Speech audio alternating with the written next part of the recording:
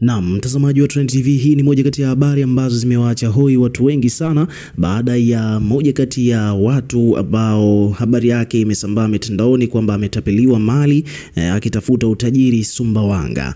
Unaambiwa kwamba mwanaume mmoja aliyefahamika kwa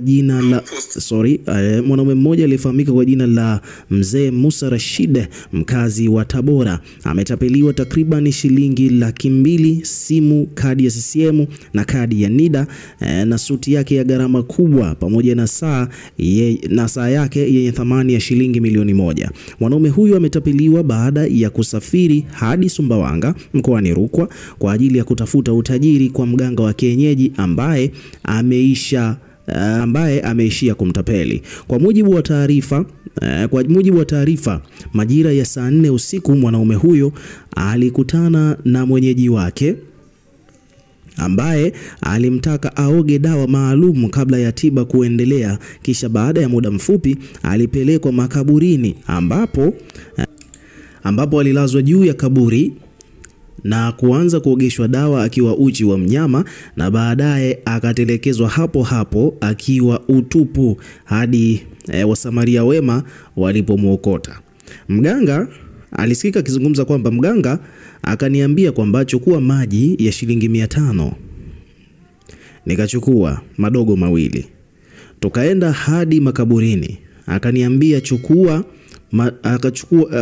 chukua madongo ardhini. Baada ya kufika akapaka lile kaburi yale madongo, akaniambia kwamba lala juu ya kaburi. Wakati huo nimevua nguo zote. Akanimwagia dawa zake, akaniambia nenda pale ulipochukua mchanga na madongo, nenda kaombe unachotaka pale. Nikaenda, nilivyorudi sijamkuta.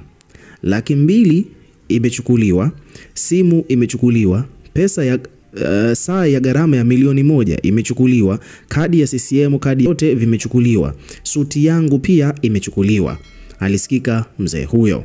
Lakini pia vile mkuu wa wilaya ya Sumbawanga anayefahamika kwa jina la Nyakia Ali Chirukile amethibitisha kutokea kwa tukio hilo na amewataka Watanzania kuachana na imani potofu za kutafuta utajiri kwa njia za kishirikina, huku akihimiza wananchi kufanya kazi kwa bidii na kumtanguliza Mwenyezi Mungu badala ya kutegemea waganga wa kienyeji wasiokuwa na uaminifu. So hicho ndicho ambacho kimetokea. Ukiwa kama mdau, weka maoni yako katika comment section, tutakuwa tukisoma na kureplay kila comment, na pia subscribe kwa ajili ya kupata update zaidi.